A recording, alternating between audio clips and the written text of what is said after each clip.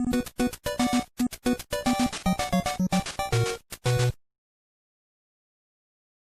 your nerves. Prentice, would you go over there, would you?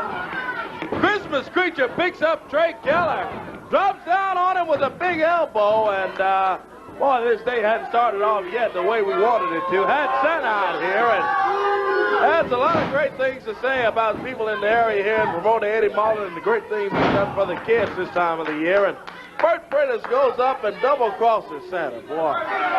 Yeah, I tell you.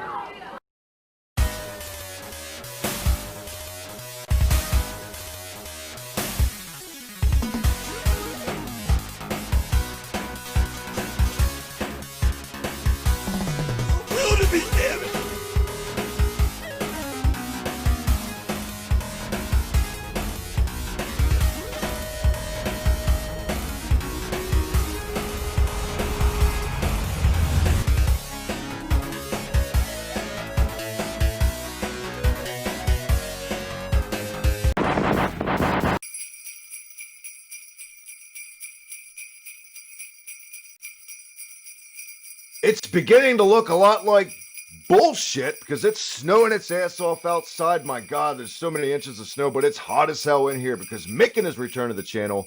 My man, OpticDecay, welcome back to Hibiki Highspots. 'Tis the season for Christmas creatures. Oh, boy. Do we have one for you today? Oh, God. Yeah, but before the show, we were talking about a little match in Memphis, which was the Christmas creature versus Trey Keller. Yes. My God, yeah, I think this is probably the perfect place to start. It's gotta be. It's gotta be. But before we do start anything, where can everyone catch you and all that you do? You can find me on the Twitch machine over at Broken Optics. And you can find me on Twitter at OpticDecay. For the most part, I'm just kind of bumming around there these days. Yeah. Congrats, by the way, on the new the Ham podcast and all that collab. That excellent as always, my friend. Good work, guys. Get over there, check out his art. You'll find me on the Twitch too, peeking into the Monday Night Melee. Get over there, hit the subscribe, all that good shit. Optics the man, and you can find the man here at the Hibiki TMD on Twitter. Hit that red button right down below. Subscribe for all the goddamn goodness, man. But we're talking a little off air. Like, it's kind of, going into this, like, yeah, let's do a Christmas episode and all the Christmas shit that's happened in wrestling. And then, I put you on the spot, like, right before we hit that red button. It's like, man, I don't know if we can get a lot about this. But then ye of little faith, that I doubted us because you took 2 seconds to get on the YouTube machine, Christmas creature there. Let's go to Memphis, Tennessee. Christmas gimmicks in wrestling. On paper, it's a terrible fucking idea because especially in that era where it's catered to children, the baby face has got to at least usually play the Santa Claus. Not this one. The heel played a Christmas tree, but usually the baby face plays Santa or is in the holiday spirit, and the evil heel's like, oh, fuck Christmas and blah, blah, blah. I take a shit on your holidays. So you can't have the baby face lose, right? All these kids are watching. Yeah, I mean, you'd think so. But it was like they started off this segment with Santa, doing a nice thing for the kids. It's around the holidays. You're like, oh, yeah, hey, it's Santa. Everyone's all happy. And then you have, I'll paint a picture for you. This is a rather large man, almost 7 feet tall, right? He has candy cane arms and candy cane boots. It's just hit me, candy cane. The rest of the suit is green, and he has fucking tinsel the tinsel rope and shit. It's wrapped around his legs and up around his head. And he's just this nightmare fucking creature of like, what if the box of Christmas decorations in your fucking basement came to life and tried to just fucking like ruin your fucking life? It's just like and he was played by a certain man named Glenn Jacobs. A certain other candy cane. A man who could get over just by being a huge guy who was actually kind of good. He can kind of work. Of course, even back then, he did take a knee bump. Yes. Yeah, he does take the knee bump. But like it was one of those things where I'm like, why would they do that to this man? Like, you can only use it once a year. Hey, rookie, throw on this Christmas tree shit. You're paying your dues. That's all I can equate it to, right? It was that time of wrestling. Paid your dues Yeah. and initiations and Memphis wrestling, though. And the sad part is, man, this isn't even really scratching the surface on all the asinine gimmicks Memphis did in the 80s and 90s. You know what I mean? It's Oh up my there. God. But man, we've gone from fucking Frankenstein to Jesus Christ everywhere with Memphis. That's another podcast for another day. First of all, my first initial thought is that's got to hurt like shit to have a man that size doing like splashes and stuff when you're wrapped in tinsel. Tinsel is underrated, painful. If you fall on it, you got like poked in the eye with it. That had to suck. Yeah, it's just like glitter. It's like some of that shit will come off on you. There's some of the, you can get that shit in your eye. It's like it's not, tinsel ain't fun. No, it is You can not. cut yourself on tinsel. And what else wasn't fun was this entire fucking concept. And even as a kid, you're a little bit older than me, but in this era, I was about I'd say 9 or 10, maybe. I would have shit all over it. This is stupid. What the fuck am I looking at? Like I'm trying to take positives from this as much as I can, guys. And you're looking at pictures of her right now, but you guys try to take a positive from this. She's this candy cane arms and leg. It looks like a Fortnite holiday skin, actually. It should be. If they did, I would buy it for everybody. It would be a special gift if you're one of the 3 people that watch my streams. I would just buy you a fucking Christmas creature skin. Yeah. Straight up. I mean, I think Vince owns it now. Didn't he buy like all the Memphis shit? Who owned it? Was it Jerry Jarrett or Jerry Lawler that owned that library? It was Lawler that owned that. Okay. So I'm thinking at one point he did sell it. So I would think WWE owns the Christmas creature, which makes me sad because he'll forever be in the vault because he needs to come back. We need him back. I'm not 100 on that, but maybe you guys let us know in the comments if whoever the fuck owns Memphis. I know they got the tapes because they put them on the network. Yeah, plus some CWA stuff too, right? Yes. Poor Glenn Jacobs, and it didn't just stop at the Christmas creature. Isaac Yankem, Fake Diesel. He definitely earned his stripes in the pro wrestling business. Yeah, like that was the thing with Glenn Jacobs was he was one of those guys where he was this massive dude, and it was in an age where you just had to be big. Like you didn't have to be good. Like you can, I mean, your example was like fucking Sid. It was like just a dude who wasn't that great, didn't really give a shit, but he was just big, and you just threw money at him because that big guy was impressive because he was big. And we give Sid a lot of shit, but there's been worse than Sid in that. Dan Spivey, Giant Gonzalez, fucking Uncle Elmer was pretty tall. He was heavy too. I mean, God God bless him, Andre the Giant. I mean, you didn't have to know how. It's totally different than today, where Keith Lee is sent down to fucking developmental again for not working like a big man. The guys in this era knew how to work like big mans, because to work like a big man, you never go off your feet. You don't do shit really, except just look like a force that's fucking unstoppable. There's not that much to it in this era, especially. Yeah, like Vader was mostly kicky punchy stuff, and he was massively over. I think Vader, maybe as far as coming stateside, was maybe that first hybrid besides Bam Bam Bigelow, where you saw these big ass guys with just, my God, he just did a moonsault or blah blah blah. Like you'd never seen that in the States until those 2 guys. I don't think they get enough. I mean, they do get credit, but I don't think they get enough credit for how much they were innovators in America for that. Because obviously Bam Bam and Vader got, over in Japan big time more than here first. Bam Bam was here for a cup of coffee in WWF, but then he went to Japan until he went back, in like 93. Yeah, I mean, back when he was the Baby Bull.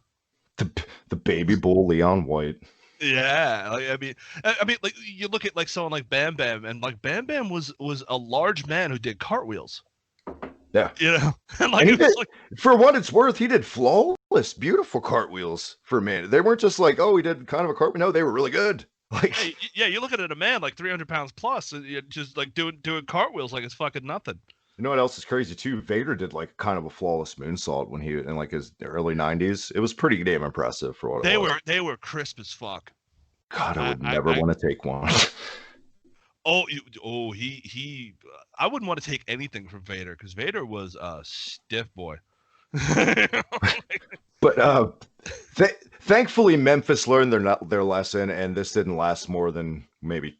I mean, obviously December. You can't really run the single in June, But Yeah, they never that'd be went really back to it strange. again. Yeah, Glenn Jacobs made his way after this to like Smoky Mountain, and then the call up, and off to the races he went. But that's just the tip of the iceberg as far as today's show.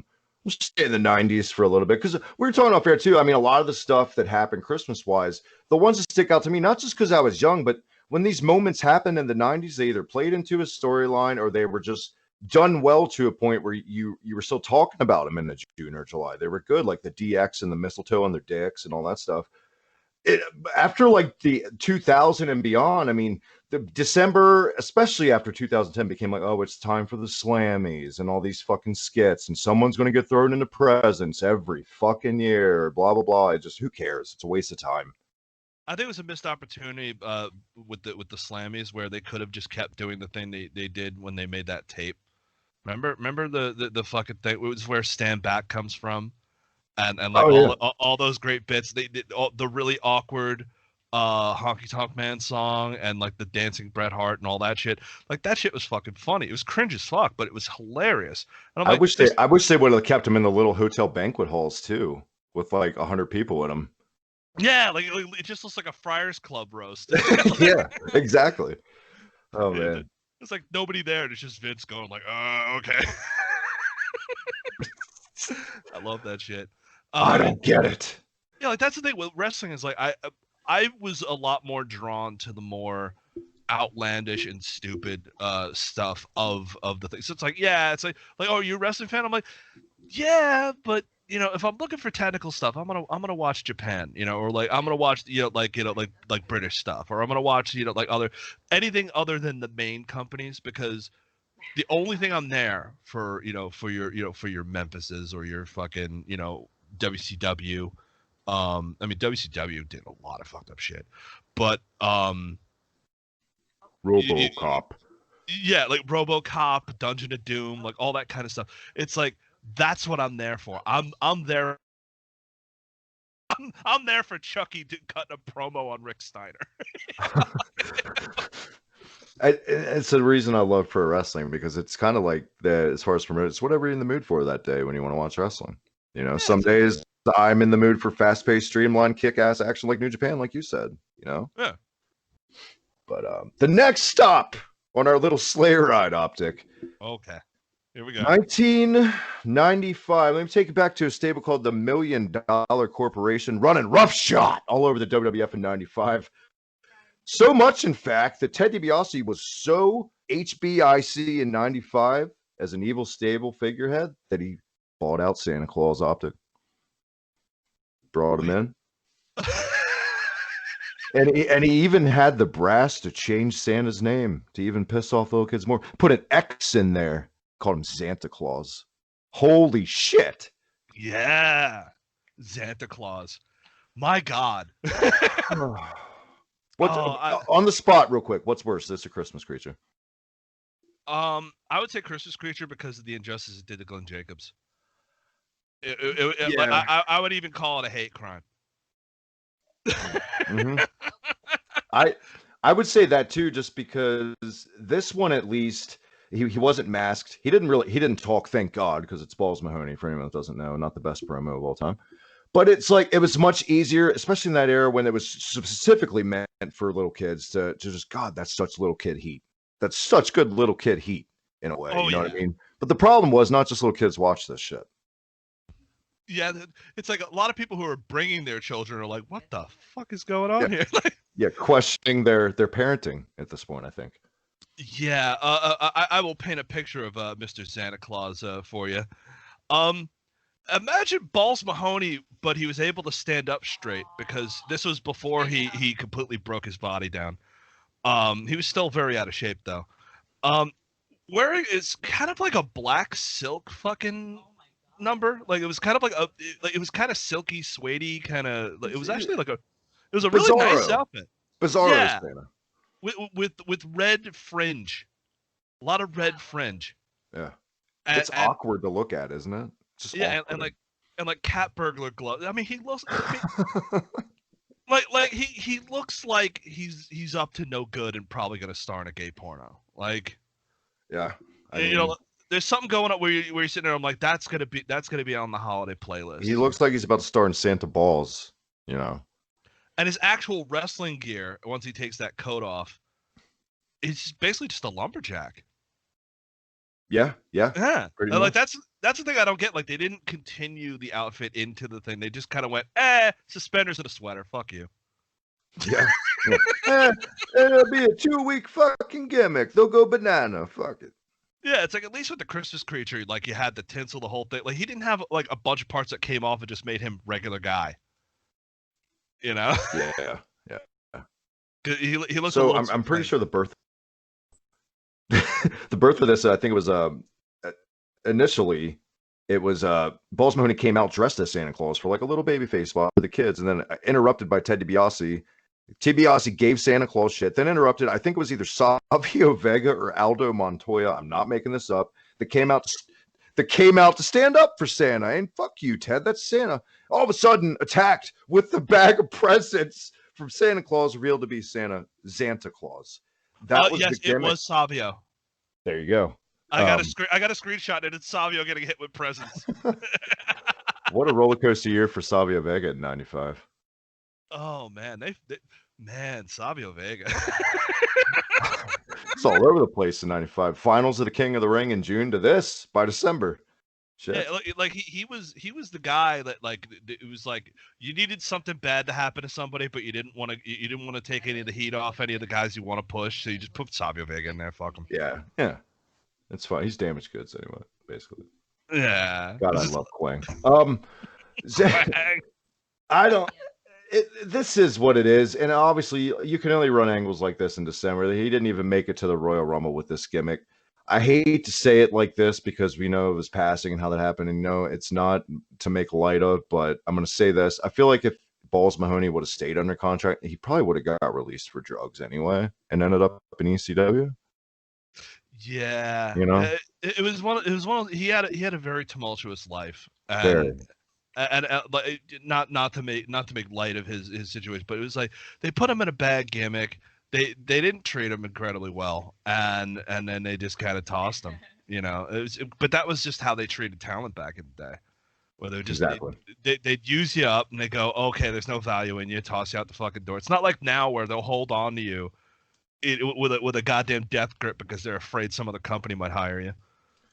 Especially with like Smoky Mountain Wrestling guys in this time, because Vince, he really couldn't stand Cornette, even though Cornette was in the inner circle. He was irritated Vince, and I feel like we're talking off air like the Dolph Ziggler gimmick. It came out recently that was just he wasn't pushed just to upset one guy backstage, Pat Patterson. I feel like a lot of these guys were squandered just to piss off Jim Cornette because Vince thought it was funny when he got upset or something. I could totally see Vince doing that. Oh yeah, I mean that was the big thing with Vince, was always very just bitter about a lot of that stuff because it was like, oh, these guys tried to put my dad out of business, that kind of thing. He always had that weird attitude with a lot of people who were outside of that thing. I mean, it's why like when they signed Sting, he did 2 jobs and then got hurt. It was like, fuck him. Yeah. Mm-hmm. Like that was just what they did. I mean, they did it to Triple H when he first started there back in, what was it, like 96 when he started, or it was 95? It was like summer 95, but that was kind of different because they started, man, he had like an undefeated streak for a while. He was supposed to win that King of the Ring, remember? Then curtain call, whoops, Yeah. A little bit different. But I totally see what you're saying, and you're not wrong. I mean, maybe, God, it's crazy to think about this. In that time, the only 2 guys that came in from WCW and kind of don't seem like they were fucked with that much were Goldust and Chris Jericho. They were pretty successful from the get, I feel like, Yeah. I mean, like it was such a weird time with that. It was like when they made a big such deal a petty time, I feel like. Extremely petty. Yeah.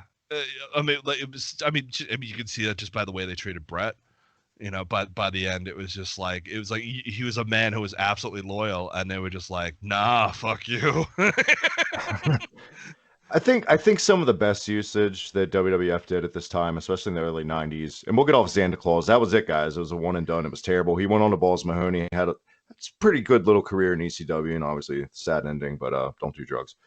I always thought he was just really strange, and it was like one of those things where like you see all these guys in ECW, like you see your Lance Storms, you see like you see a lot of guys who like you see. I mean hell, like when who were the fuck? What was that team? There was a team that was really good and they wore pink. The Eliminators. Yeah, I think it was the Eliminators. Perry Saturn and Cronus. Yes, they were actually pretty good back then.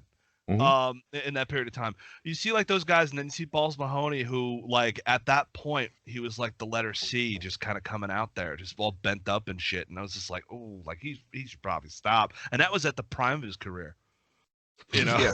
Yeah. You know, like he should stop doing that. He just doesn't look well. I think the best stuff he did in ECW was remember the flaming tables matches with like the Dudleys, like it was like Masato Tanaka and Balls Mahoney, not even Axel Rotten. Like I think Axel Rotten had heat at the time, and they replaced him with Masato Tanaka, and those were pretty kick-ass matches. They aged pretty decently. Yeah, like that was the thing. He was good, but he just didn't look well. So it's like you kind of feared that man was going to die in the ring. Well, you know, half the shit he did. And I don't think it's the case that he was good. It's just, I mean, you think about the guys I just named that match, Masato Tanaka and the Dudleys. He had some damn good dance partners in that match too. So. Oh, absolutely. Don't want to take any credit away from them.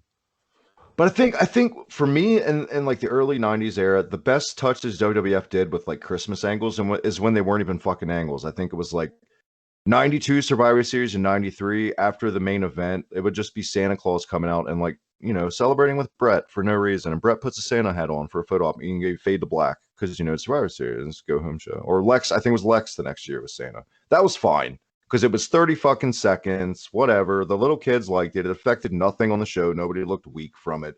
And it made the babyface guy they're trying to push look like the ultimate babyface at the time. You can't go wrong with Santa.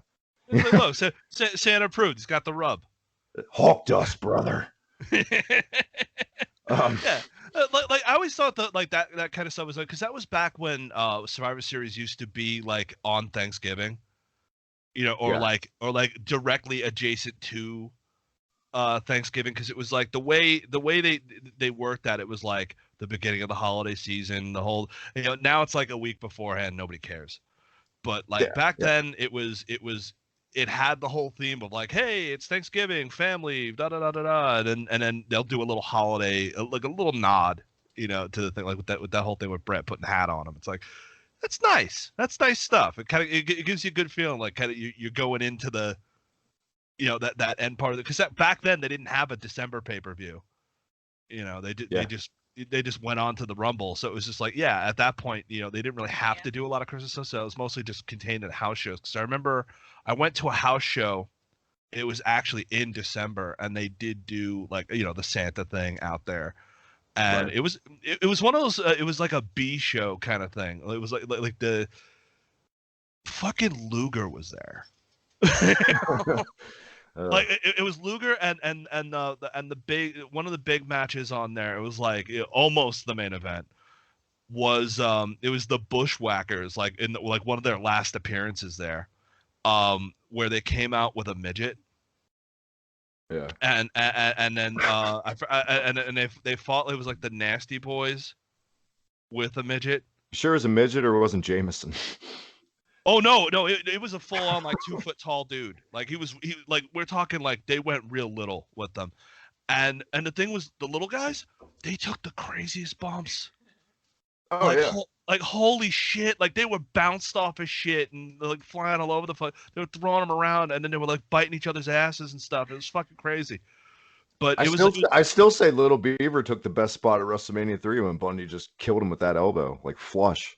Oh God, yeah. I mean, but the thing they did was they did like a little thing for the kids where like they had a Santa come out and they threw around, they actually threw candy canes out and stuff. That was kind of cool. Like they did, like it was like one of those things where it was like a little nice thing they would do. Like they didn't do it too much on TV because at that point they didn't have really that much TV. It was like what, Superstars, on like Saturday mornings. Challenge. Yeah. Like that's all they had. So they didn't really have the initiative to do that. Whereas a lot of these other companies would actually do a Christmas show. Like Memphis did straight up Christmas shows. Like oh, you go Christmas Day, there you go. You can go there and watch a fucking wrestling show. Stuff like that. So it was a little different. I remember even World Class way back when it was called actually Christmas Star Wars, and they would have it on Christmas Day. That was actually in the territory days. Christmas evening was the hot shit to do it on. It was one documentary I watched, but I forget who said it, but they put it so best. And the way they said, like, yeah, you open up fucking presents all day, then what are you going to do? What are you going to do with it? I don't know, Yeah. play with your new toys, but go fucking wrestling at night. Yeah. Yeah, it's either you go to church or you go to wrestling. You know, either you go to church and wrestling. Those are the Sometimes days that church was religion to some elderly women. Those territory elderly women, man, they didn't give a fuck in the front row. Oh yeah. Oh. She's a stunt granny. Yeah. So we go from a little optic at a house show. Yay, Lex, candy canes too. My God, times have changed. Let's do it. Stone Cold stunned Santa. Remember that? Yeah. Still holds up. It does. A lot of Stone Cold stuff really does, stand up when he was Stone Cold, not when he was stunning Steve. Not so much. I would say Steve Austin is probably one of the most timeless characters in the history of wrestling. Yeah, he's one of those characters that like you could watch the stuff now and be like, all right, like this works. Like that's why that clicked. It was so universal. Mm-hmm. Of like the way that the whole character was carried. So when he stunned Santa, it was like one, consistent with the character, and two, you could play that now, you could play that 30 years ago, you could play it whenever, and you're like, yeah. Like Yeah. Not only was it consistent for the character, it was also perfect for the fucking time. Because if they would have pulled Santa Claus in December of '97, or they would have pulled out, fucking, oh, Ken Shamrock just made somebody tap. There's Santa. They would have shit all over it. That is the last. Everybody wanted the complete opposite of what we'd seen for the past 15, 20 years.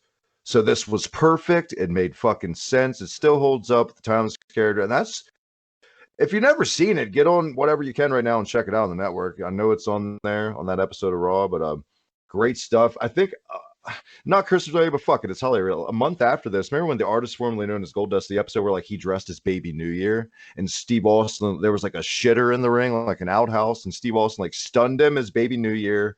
He fell into the shitter, the door closed, and then he opened it back up, and he took another stunner. It's fucking great. Fucking great. Oh god, I don't really remember that one too much. I know it happened, but that's one of those. Good. It was one of those things that I like. There was some things that I missed of like the Attitude Era. A lot of it was one of those things where whenever I watched wrestling, it was always whenever it was not popular. That was the weird part with me. I was because it was like, oh, I watched WCW when they were doing the really the really super lame Dungeon Dude, which I thought was kind of awesome. Spin the wheel, make the deal, all that dumb shit they used to do. I was like, all right, I'm in. That's so stupid. I love it.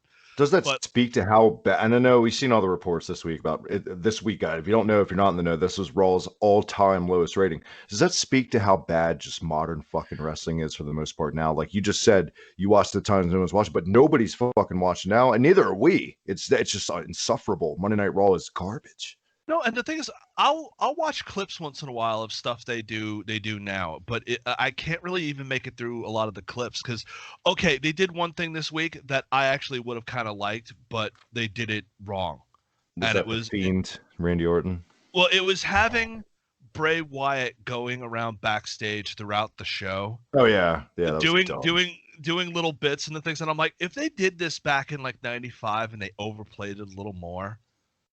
Like this would be gold. It would be absolutely like Bray Wyatt is trying his ass off out there, but the problem is everybody else is just like it. Like just from the writers, like all the way up to the top, all the way down to the bottom, they're just fucking it up because it's like you have this thing that could be so fucking, especially now for the holidays. You could do a weird holiday thing with him, and it would fucking work. Well, I think that what the problem, I know we're going to go off topic, guys, but no, that's what we do. That's what we do. That's what we do. If you don't know, then welcome to the channel. I think a big problem is where's the incentive on the writers? Because everybody's seeing the reports. Vince McMahon has ripped up so many fucking scripts for the last couple months, not just weeks, months. Apparently, this Monday's show, from what I saw, I think it was Wrestle Talk or something, was the first show that Vince totally approved. And apparently, the writers wrote this week's Raw specifically catered towards Vince in mind. They weren't fucking around. They've had enough of this shit. And that's why we're getting this shit. People are fed up. They're not being listened to. it's all the same complaints that everybody said. We're not going to get into, but there's too much goddamn talent with Raw. You know, that's on WWE in general. You just can't make an entire all-star team. Eventually, guys are going to be on the bench when you do that. Great players. You just can't even do the that. time of even the time years ago when people really liked it, when when you had the SmackDown 6, right? Even then, you still had a lot of talent that was not moving up that card. There was a whole lot of talent that was basically stuck there in positions where they couldn't really. It's like because the focus was you could only focus on so many people at a time. So that's why when the SmackDown 6 became kind of a big deal, it was like, yeah, they are the focus. They are the stars of the show. And then everybody else is just kind of like you're just around them, you know. And the problem is you now have way too many talents in there who are really like talent wise. If you're talking like raw talent wise, there's a lot of guys that are in there now that could be doing insanely cool shit in other companies that are just kind of wasted. They're just, yeah, like they're pretty damn wasted. Like you got like Otis is actually a great character. Okay, wrestler, but it was one of those things where it's like great character. You could do some cool shit with him. Nah, they'll start pushing him, they'll de-push him, and then they put him in dumb angles, and it's just like, nah, who cares? You know, it makes you not care about these people. Oh, hey, Aleister Black, Aleister Black, one of the most brooding looking guys we've seen in a couple years. He's a legit MMA fucking kickboxing guy. I remember him. I remember him when he was doing the British circuit. When he was doing that when he was Tommy End. Mm-hmm. Yeah. He was fucking awesome. It was like holy shit. Like when they signed him, I was like, oh shit. Like they got a legit badass there. Look at even Kill. That was one of the hottest acts in all wrestling a couple years ago. They've watered down Kevin Owens so fucking much. It's not even interesting at this point. He used to be one of my favorite guys. But now it's just like, they're not going to push him. What's the fucking point? They're not. They're just not. Roman. Exactly. Anyway, we're not done getting dirty yet because this same month in 97, same exact month. Oh, no. Santa never looked so good. Look at my big dick right on TV. DX out there. You take this one, Optic. My God. Oh, that was the mistletoe penis thing? Yep. I mean, once again, that was one of those times where I wasn't watching too much, but I did remember seeing that bit, and it was perfect for the time. Like, I don't think it ages well now, because I mean, if they did it like yesterday, it would have been this so horrible and misogynistic and terrible. But it's like for the time, it was like this. It fits. It totally fits the era for that. It's like whereas the Stone Cold is timeless. That DX bit is that specific time, and you're like exactly. It's a perfect capsule, and it's basically just it's them with mistletoe on their dicks. if you really think about it, DX, whether it's the original or the one with the Outlaws or even the shitty 2006, now if it aired today, these guys would be the biggest fucking chads in the world. You know what I mean? What a bunch of fucking dorks. Like, God, you know what I mean? But for that time, you're so right. Whereas Austin, he could fit in the goddamn 70s, 80s, 90s. You know what I mean? It's just he has that Dr. D, Dave Schultz shit about him, where you throw Dr. D in there today. You know what I mean? Not the racist Dr. D wife beating shit, but I just mean Dr. D is like a badass character could fit. You know what I mean? Yeah, it was just like one of those things where a lot of if you look at a lot of eras, there's just like these time capsules of things that were like like when you have Mick Foley coming out as Santa, it's like everyone knows like anyone who knows anything about Mick Foley is that he's a huge Christmas guy, like. Like just, I mean, he has a Christmas room where it's Christmas all year round. Like we're like no shit. Like he will go to hospitals dressed as Santa. I should totally tag him in this episode. You just gave me an idea. Yeah, like he would do, like really cool shit, like where he would be Santa, and for people, and it's one of those nice wholesome things, and they managed to do it on on an episode of fucking Raw. Where they straight up had him come out, and do that, and I thought that was like really cool because it kind of it harkened back to when I was at that house show, and like a lot of like the times they do that little nice thing. But I forgot what happened to it. They did something to him though. Yeah, didn't the Bellas sit on his lap and it was uncomfortable? Didn't that happen? I remember that. I recall that being a thing. Yeah. I'm sure Mick just totally fought against that part of the script. I'm not doing that. No, that's completely out of character. No. Oh, man. But yeah. I mean, I was. It was just one of those things where it's like I liked it when they did nice things like that because it's like me with Christmas. You know, it's never been a great holiday for me. You know, personally. Because a lot of it was like I mean like really Christmas Day. Our big tradition was going to the cemetery and putting wreaths on graves. And stuff like that. Like we just that's not too joyous right there. Yeah. So it's like when you have all that and and it's like there's not a lot of that that Santa Claus holiday happy time kind of stuff because over the years family kind of peeled off and everyone kind of went off and did their own thing. So it's eventually it's just like you and like two people alone in a room. And you're just like, So when you had these things on TV, like wrestling and a lot of stuff, it was one of those things where it's like that's where you got your hit. You got your hit of that Christmas spirit there. With that kind of stuff. That's why a lot of those stupid angles really worked with me. Like like your Santa Clauses and your fucking Christmas Creature and like I mean Christmas Creature I didn't discover until it was the Wrestle Crap website. Like years ago. I was like I saw it. I was like, this is amazing. It's even better because they spell claws like Klaus. Yeah, they couldn't spell it right. Just weird shit. But it was like, but that was the thing for me. It was like, like for the holidays, like the holidays were always very strange because my family was kind of tumultuous. So it's having a lot of that going on, and then having that was the happy place, and that's what wrestling really brought to me, especially around like the holidays, like your Survivor Series, up to the Rumble. Like that was like that time where I really kind of got into that stuff. Like I would always get into it around then. Because they would do that. They would do those little things where it's like, hey, things are kind of normal. Things are cool. Like look at this like happy shit over here. Oh, look, they're beating up Santa Claus. I'm like, ha ha ha. I would just kind of go Triple H's big flopping dick are in my face. Yeah, I mean, because it was always a little something where it was like, yeah. Sometimes you had the little bad guy angle. Sometimes you had but it was one of those things where it felt like normal. Almost where it was like like this is what normal people do.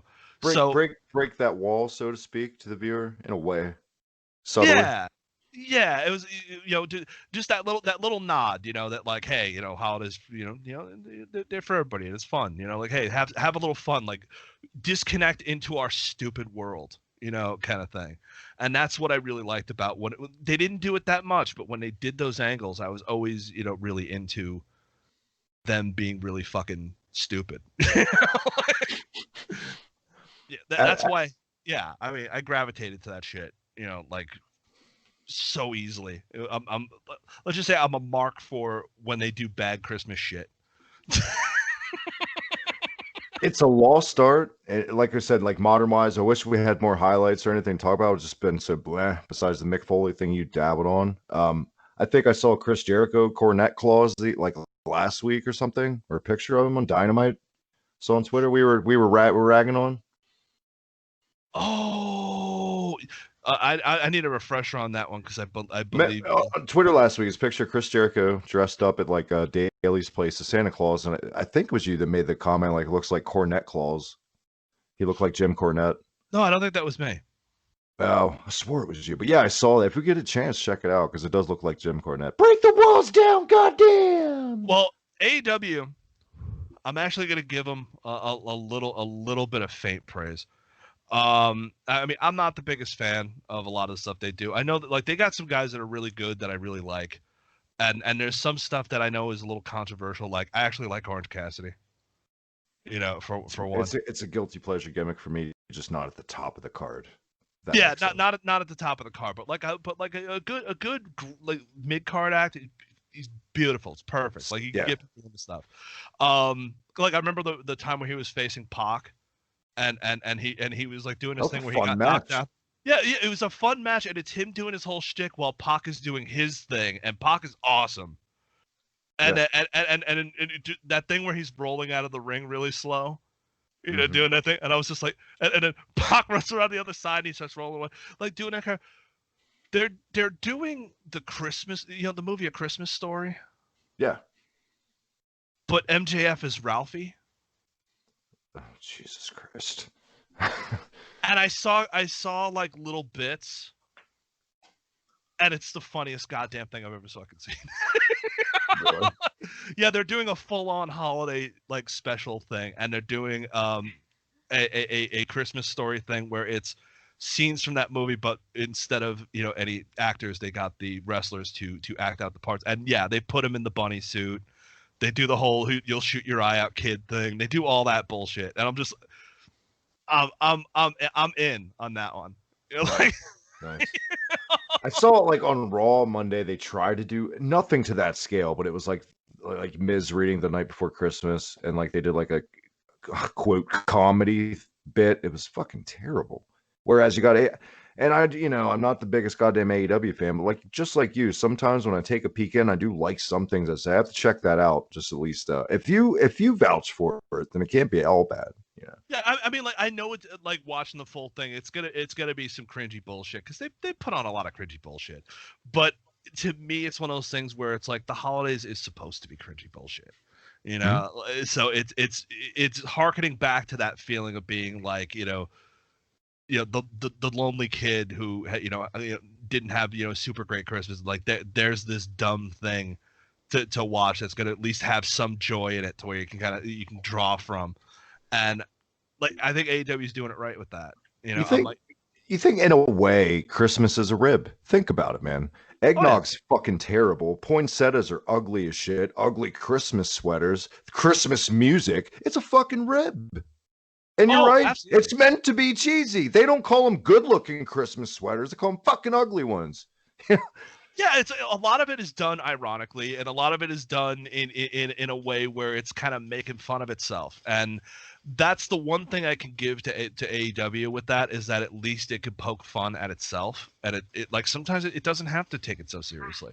It's why I like an Orange Cassidy character. It's why I like MJF doing goofy shit.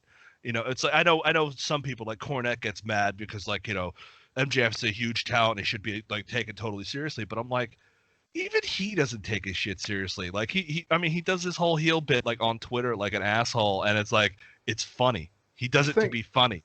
Thing with Cornette, look, goddamn it, I love Cornette, but I get it. I get it, guys. But Santa Claus is his idea. Was it? Yeah, he was the one who brought that in. Then he can't buy any face shit on Orange Cassidy ever again, ever, if that's true. I think the thing with Cornette, though, just like you and me, you and I, we love fucking old school wrestling, right? If I had the choice between modern wrestling and old school, considering what the old school, I'm going to choose the old school because it's nostalgic and the guys look more like a struggle in a fight, right? But especially if you're in the fucking wrestling business to a relevant capacity, you got to keep up with the times. You know what I mean? I'm sure all the agents backstage shit all over the Attitude Era. I'm sure Gerald Briscoe hated fucking DX, but it was his job. It made fucking hand over fist with money. It's about business. Oh, absolutely. Yeah. You don't gotta like it. You don't gotta. Yeah, like it. I mean, like that's the thing is, a lot of this stuff that people complain about with wrestling, especially like with you. I mean, like Halloween Havocs, most of them were dumb. Like all this stuff, even the old school stuff, all the way up till now, you're always gonna find something that you're not gonna like, and you're gonna have stuff that you're gonna absolutely adore and keep with you for like the rest of the time. And that's what I found with a lot of the really goofy shit in wrestling, including especially the Christmas shit, was having all that and just like having that thing where it's like, okay, this is stupid, but I could totally get into this and enjoy this really dumb fucking thing, and then I'll watch the really super technical awesome fucking match over here. That'll be great, but this dumb shit, there's a value to the dumb shit that a lot of people discount now. Like people want to, this got to be taken seriously. You're not pushing the right guy. You're not doing this. Not everyone's gonna get the push. Not everyone's gonna get the thing that you want. but you have to learn to enjoy at least some of the dumb shit. Exactly. You gotta loosen up. You know, we need a Santa Claus 2.0. We need dumb shit. You know, like it'd be great. And done shit done right, not just our truth for the sake of fucking our truth. Hey, Well, our you know, truth's a like, fucking treasure. but yeah, this week, how they booked him with Bray Wyatt, like we were saying, was fucking terrible, awful. yeah, I mean, he tried his best, but You know, nobody. That was the thing, was you had Bray Wyatt working his thing, and you could even tell he's kind of like, I'm not really into this. yeah. And you could tell. Give me the check, for fuck's sake. Yeah, like at that point, it's like, oh, okay, I'm gonna talk to the pup, and I'm gonna do this thing, and it's like, okay, I get it. You really felt that a lot of people were just not cool with half the stuff that's going. Even R-Truth is a dude who, even when he's not trying, could be the funniest motherfucker in the room. Mm-hmm. And you're fucking up with him. His fucking TikTok is great. Like him singing the Golden Girls song, him doing anything. He needs his own reality show. Put that on the network. There's guaranteed 10,000 subs in a day. Oh, absolutely. Yeah, man. But you're so right. People do need to lighten up. You know, it's just, and plus, if every match is strong style, or every match is a million flips, or every match is hard hitting, it's kind of makes what, you know, the eras that people quote long for null and void. Because the best things about the best eras of wrestling, that all wrestling shows were a variety hour. It's something for everybody. That's always the best wrestling show, in my opinion. People remember when Roddy Piper smashed a coconut on Superfly Snuka's head. You know, people remember the Morton Downey Jr. bit, remember that shit? You know, with the smoking and all that. Like, people remember some of that side dumb shit, and it's one of those things. Like, if you look at, like, you know, wrestling highlights, you're not seeing too many Arn Anderson matches, which is sad because Arn Anderson's fucking great. Like, he had the best spine buster in the fucking business. But the thing is, you're not gonna fill up a best of reel with that. A lot of it is going to be that filler stuff that you know, people, oh, I don't care about that, so, you know, I just want my wrestling. It's like you realize how like they did a year of setup for Macho Man Hogan. You know, like they did. Still think that's the best cohesive story they've continuously told throughout the year they've ever done. Is still that angle, by the way. And stand by that. If you really want to look at it, that storyline, it was actually 2 years, because remember, they had to become friends first. You know what's beautiful, I think it's why it is for me, is that you can take that storyline and the players in it, and you can see it from both sides and see how both guys are justified and both guys are wrong, because it was done that well. With the jealousy, is Hulk really a dick? Is Savage really the dick? You know, layers. Yeah, and here's the thing. That not Mustafa Ali going, "Hey Ricochet, please join Revolution." Yay.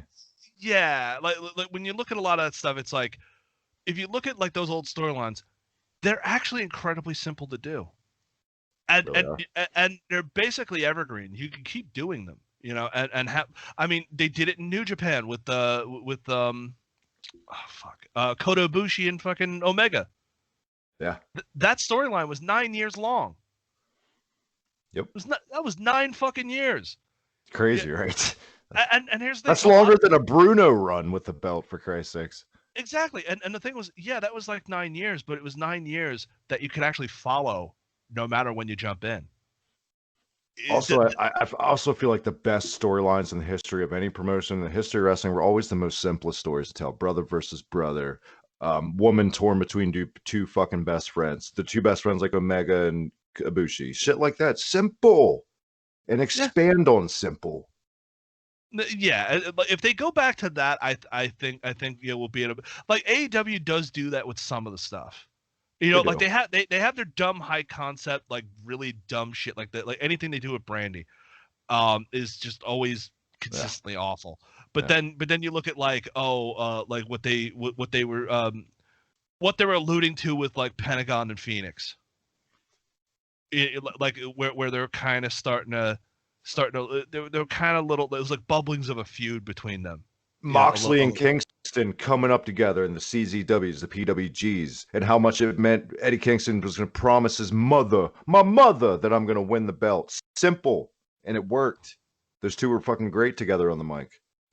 Yeah, it's like if you did more of that along with all the goofy shit they do, and actually book a women's division, they would actually have a lot more for me to really watch. That's why I can't really watch Dynamite. I could watch maybe half the show. It's like if they do something really dumb that's like actually fun, I'll watch that. But I'm not gonna watch an Abaddon match. It's just it's not gonna fucking happen. Like Abaddon is not. Woof. She's not ready. She ain't ready at all. Green is goose shit. Mm-hmm. Female boogeyman. Yeah, great I know. Fucking look. Yeah, the look is insane. It's like one of then the bell rings. Yeah, then the bell rings, and the match is not good, and they're putting her up against the champion, and it's like no, like that doesn't work for me. So I check out with that stuff. But I mean, you give her some time, and you let her actually like really like come up and actually learn some more shit. Maybe this could be good. It could be good. And this has been good. I'm going to cut us off right there because we're almost out of time. But I want to say this, Optic, real quick. That was our gift to you guys, the listeners, because next year, 2021, me and Optic are coming. Pretty sure what we're going to call it, a brand new podcast. It's coming next year. That's just tidbit, our rambling on pro wrestling. And, my God, man, thank you for doing this. I really appreciate it.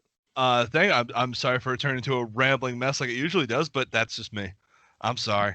And I'm thinking next time you come back on High Spots, what do you think we finally rip the Band-Aid off and talk about the great fucking Muda? Fuck yes, dude. Hell yeah. I'm definitely gonna have to research for because there's a lot of fucking Keiji Muda that I haven't seen. But yeah, I'm definitely down for some fucking Muda. January 2021, Optic comes back. We're going to talk the great Muda. Had fun talking Xmas shit this week. Until then, one more time, man, where can everyone catch it and all that good stuff? You find me on Twitch and Broken Optics. Yes. I almost forgot my own fucking channel name. It's late. Yeah, Broken Optics on Twitch. You find us, playing Fortnite, fighting games. We do the Monday Night Melee. We love to throw down on the channel, and there'll be a lot more content coming on there very soon. We're going to be doing a lot more stuff there. Joined by Melodati. We got our boy TJ, and we got you. So sometimes my wife, if she's around.